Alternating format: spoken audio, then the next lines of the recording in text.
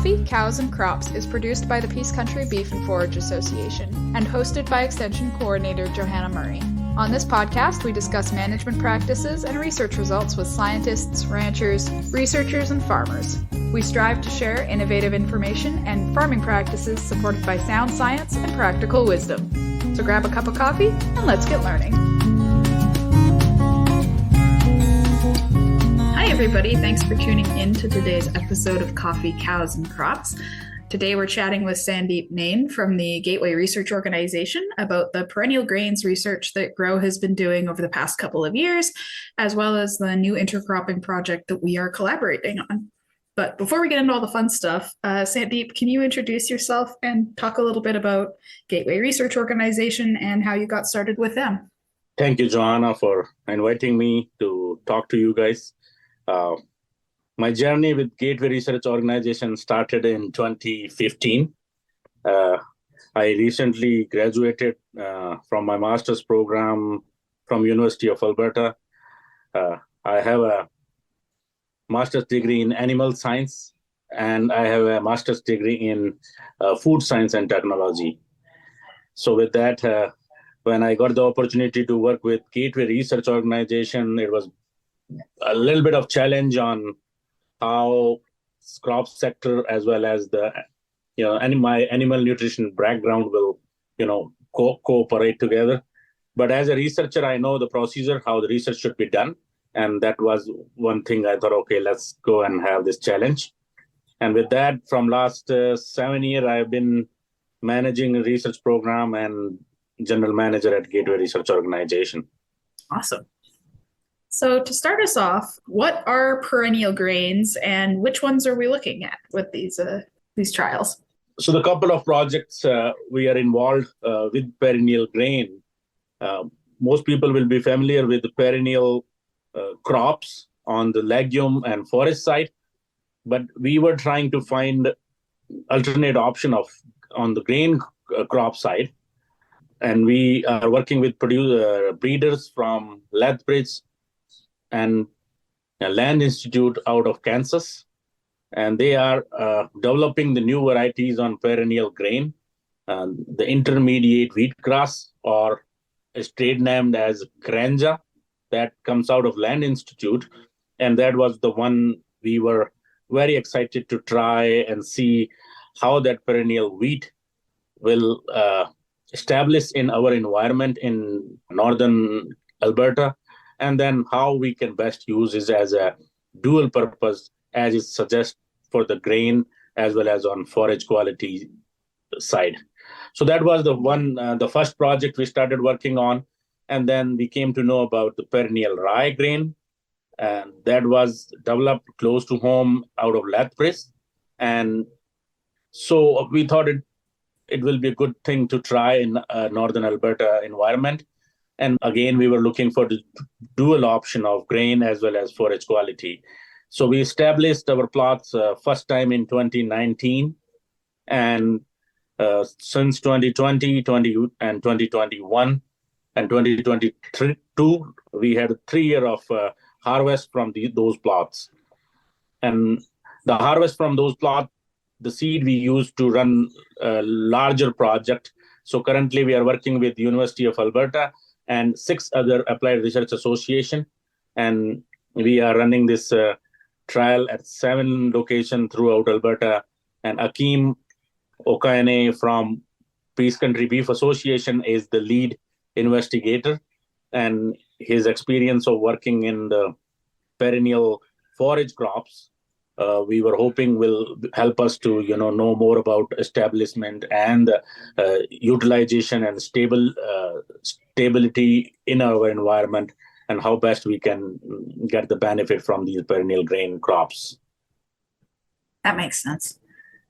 So speaking of stability of yields and that sort of thing, we've had some really variable weather between 2019 and now.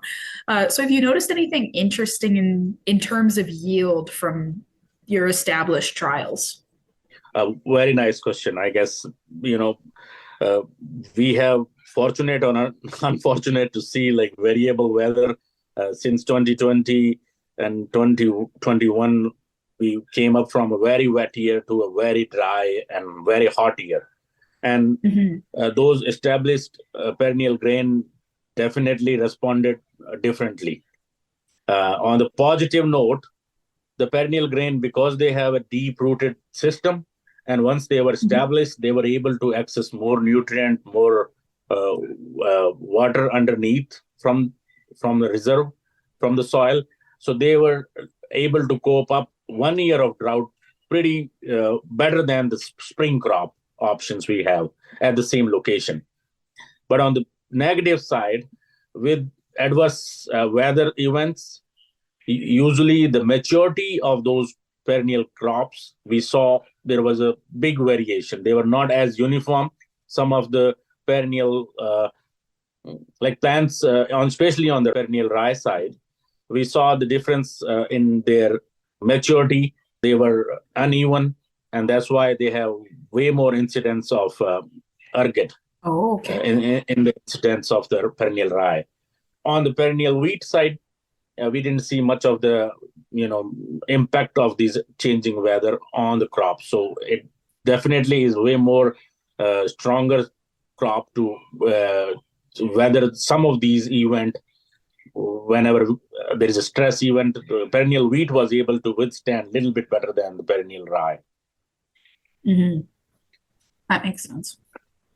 So you mentioned that there's you're taking both forage, so animal feed, and grain in these trials. Can you talk a little bit about yields and quality and that sort of stuff?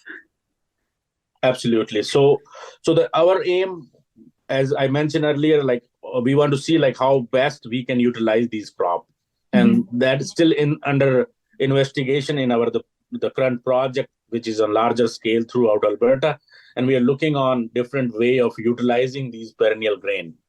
So we divided this whole our project into two components, where we are looking if a farmer can seed the crop in year one, and the next year when he has to come and graze, maybe he can come in spring and use it as a animal feed or silage, and then let the regrowth go for the seed and harvest it later in the fall.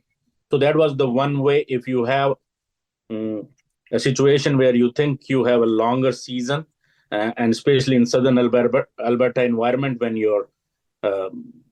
they have a little bit longer growing season compared to in northern Alberta environment such as Fairview. So for Fairview situation, we thought the second year will start with the harvesting as a grain, and let the second regrowth to go for winter grazing. So those were the two options we are still utilizing. We will be collecting a lot of feed sample and check if we are losing feed quality in one utilization way to the other way. And those are the few questions we still need more answer. And then the other question you had was about the yield of these plots. You already mentioned the weather was very variable, so as yield was. So in 2020, we had fairly good yields for the perennial rye and perennial wheat. And if you see on the bushel weight of wheat, because we don't know what bushel weight to use for these perennial grain, so we just use the spring wheat bushel weight. And on based of that, we had about 21 bushel yield for the perennial wheat and 62 bushel for perennial rye in first year. So that was pretty good yield for the year that we have. In the second year, the situation was not as diverse, like the perennial rye didn't yield as much. It came to 40 bushel range and a little bit incidence of ergot. We didn't do the ergot count, so I don't know, but I will say at least 10% was ergot in that year. And the reason was 2021 was pretty hot, dry, and a stressful year for the crop, so the maturity was uneven. However, the spring wheat, the perennial wheat did pretty good, and it yielded about 37 bushel per acre on the second year. So wheat seems to, increasing after establishment. whereas rye was kind of the other way. And to mitigate some of these impact of disease management, especially on the ergot side, we were looking options for mixing with them intercropping. Right. So for this trial, we're intercropping with perennial legumes like alfalfa, I think, and sainfoin come to mind. But can you talk a little bit about which legumes we're looking at and why those ones were selected? So the idea was, again, like if we, instead of monocrop, if we intercrop, because they all have at least 3 year of life cycle where we can utilize them as a grain as well as forage crop. So provide a more wholesome, feed option, and to mitigate some of the disease risk. We thought if we introduce legume along with that perennial grain crop, maybe that will help, some to see how that will impact on the ergot disease. So we selected 3 popular option in northern Alberta, which can be for a perennial legume option. So we have alfalfa, we have sainfoin, and we had clovers, a white clover in that. So we choose all 3 so that they are all perennial, can go at least 3 year in our environment, and most commonly use legume option for the cattle producers. So we use them, and we gonna see like how monocrop and intercrop they're gonna behave for the yield as well as disease resistance. I will not say disease resistant, I should say disease tolerance. Right. That makes sense. I guess the other thing about integrating legumes would be some fertility benefits, maybe. And I know one of the neat things about perennials versus annuals is that they're generally sort of lower maintenance. They've got some lower requirements year over year. So can you talk a little bit about the fertility program you've been using on these trials? Yeah, so for the fertility, we try to use, that was a big, a point of discussion, like how much upfront fertility you want to put. And the reason is, like, if you put too much upfront through the synthetic fertilizer, legume might, don't take that effort to make or generate their own nutrient. And so we try to keep it as 50% need of a monocrop, and we hope some of the nutrient will come from the legume, and we will see. The other option you could be like, we're going to be doing soil testing in subsequent year. And if we feel or we see if there is a nutrient deficiency happening in the trial, we will think about, supplementing through broadcast or other way. But for now, we are thinking, let the legume do the work and see how much they can bring the fertility to those monocrop need. And the other option, as I already mentioned, that perennial grain, they have a deep root system, so they can, go and find soil nutrient from deeper layer. Right. That makes so sense. That's, the whole idea of using these perennial gray is like more better resource management. Yeah. We don't want to put too much fertilizer. No, we didn't want to spray anything and let these perennial grain compete with weed. And we have seen some success in their competition with the weed for sure. In first year, we were a little bit patchy where weeds were there, but we didn't bother much and let it grow. Come to the second year, the perennial grains were well established, and they didn't let any of those weed issues to, propagate further. So the perennial, the biggest advantage I see on the perennial grain side is ability to, access the nutrient from the deeper soil zone, and a long taproot, which can provide that porosity into the soil health, soil structure, and that improves the soil health overall. And good competition with the weed. So those are the 3 advantages I can see on the perennial grain side, which is very helpful. And especially if you are on a marginal land where you are not able to get the good cereal or oil seed crop every year, this comes very handy because you are utilizing your um, marginal land into a long-term a source of revenue, but not putting too much input. So that's one way of looking into improving those marginal land economics by using the perennial grain options. That makes sense. That makes sense. The other question I had just quickly on this was, what are you seeing for winter hardiness on these so far? So yeah, winter hardiness, especially on the perennial rye, it's fall rye are pretty hard in our like they are doing pretty well in our environment. So and perennial rye grain was little on par or little bit better than the fall rye options we have here. So and similarly, we have seen the winter like perennial wheat was as good as the winter wheat and maybe a little bit better than winter wheat. And the other cool thing I want to mention here, last year, after 2 years of establishment, we tried to dig up the roots from these perennial grains in springtime. And we used, we went fairly deep, like up to 10 feet underneath, and see like where those root systems are going into deep into the soil. And we are in a gray wooded clay soil zone, so it's not as porous or like a sandy soil zone where the roots can easily penetrate through. But we were still able to see some root hairs even up till the 5 feet below these perennial wheat and rye. Compared to just 5 feet away, we had a spring crop trial going on, and the spring wheat root, we were able to find last root hair up to like 1.5 feet, 2 feet underneath. So there is some advantage, like it as it says, the perennial grain tend to go deeper and try to explore more nutrient underneath. Mm-hmm. Just utilize more of your soil profile. Yes, absolutely. Cool.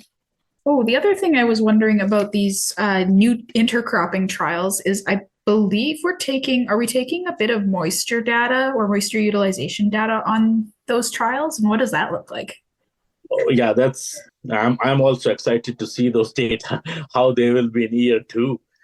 Because last year, again, was fairly dry for our reason. Like we used to get 15 inch of rain and we are about 7 to 8 inch of rain. So for some area, it still is not a dry as they will call their rainfall requirement. But for our area, we consider this as a little drier situation. And even though our perennial grain and legumes were established pretty awesome last year, we will see like how they come up for the next year, this year. And the reason I'm saying is because the later in the season, we started to see those perennial legumes started to show the symptom of moisture stress or heat stress. But at least with our moisture meter, we could analyze that, yes, the moisture availability was better in some plots and, more in less in some and more in some other one. We haven't, that was year 1. So maybe we hope we get the same data from 7 different locations this year. And that will give us a pretty good idea on how those different crops are using the moisture or saving the moisture over the period of time. Yeah, that'll be really neat. Yeah. Awesome. Well, I guess the other really big question for anybody who's curious about growing any of these crops, are these seeds available for sale or are they still being approved? Are they still being developed? That's $1 million question, I guess. And since we started planning these projects, started talking about these projects, we get many calls from producer about, how to get the seed. So far, what I know, like the intermediate wheatgrass, Granja, is licensed or proprietary to the Land Institute out of Kansas, and they are still developing and trying to make it a more viable, a more economical crop option. So we will be looking to see like if they have the distribution right to other people in future. For the perennial rye, the AS1 was available commercially, and some of the seed grower pick up that option, but it was not as popular as it should be. So that is something we still need to, I guess, talk about. And if we try to prove that if these perennial rye grain option without ergot, if we are able to make this economical stand for 5 year or 4 year long, then maybe there will be a market demand to some seed grower can pick up and the seed will be available. But for now, these perennial grains are still under infancy, and they are still, the breeders are trying to answer some of the challenges, and it's still in the development phase. Fair enough. Oh, yeah. Is there any other data that we're taking on these new trials other than moisture data? We'll be looking at the forage and the grain yields on them. Is there anything else we're looking at that's kind of fun on that? Yeah, for the larger trials, I think we are collecting fairly extensive data set. So we are looking for, every year we are having those base soil sampling with compaction, and then we are monitoring for the moisture availability throughout season. And then we are also using NDVI rating to see the nutrient availability. So a lot of data on observations. And then finally, we will be doing for the forage quality as well as the yield, which is another, which is always very important for the producer as well as researchers too. And on observation side, we will be closely monitoring about the disease pressure and the weed pressure. How much was the weed pressure in year one, and how that weed pressure was in year two. And as I mentioned earlier, we are replicating these trial in replication at 7 locations. So that will be a strong, subset of data information that can bring some fruitful discussion in future. Yeah. Oh, I remember the other thing. I was chatting with a producer here, and we were talking about the perennials and the perennial grains, and they were like, so how do you terminate that? How do you terminate that crop? Have you done any work on that, or done any had any thoughts about that? That's a good question. I guess we haven't reached that point, but no, like the perennial rye seems like if it didn't give enough yield, this will be 4th year and we might be terminating. But I think spraying comes to my mind, but I don't know like if we can do it more as herbicide free option for managing it. But yeah, now we were more interested to see how the stand can be longevity of the stand compared to termination of stand at this point. But it's a good point, and we'll see like how that behaves. On the literature, it says perennial rye can have fairly good stand until 4 or 5 year, and perennial wheat can go 5 year or longer. So we are in year 3 now. So we don't, after 3 year, we still have 2 more year to go, and we'll see how best we can do for termination.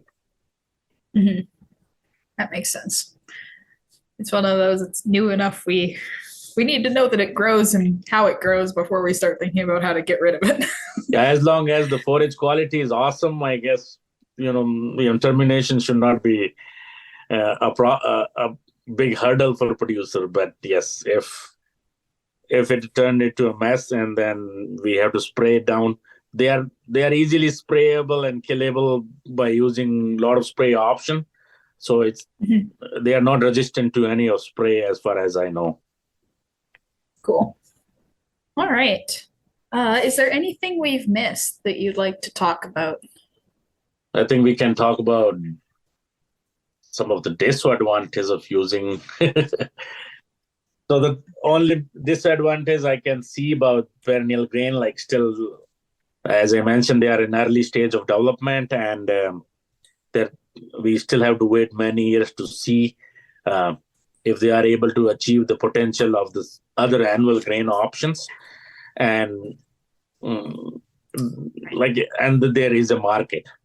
So the market access is the biggest challenge for a producer in our area. Like if you have a fairly good market, then it's worth trying in your environment. Otherwise, sometime maybe it's a good crop for the environment, but as long as the market is not there, it don't pay for all the hard work. For sure, that's a good point. So the market availability or market development will be one of the big factor, along with the breeding effort that need to be still done.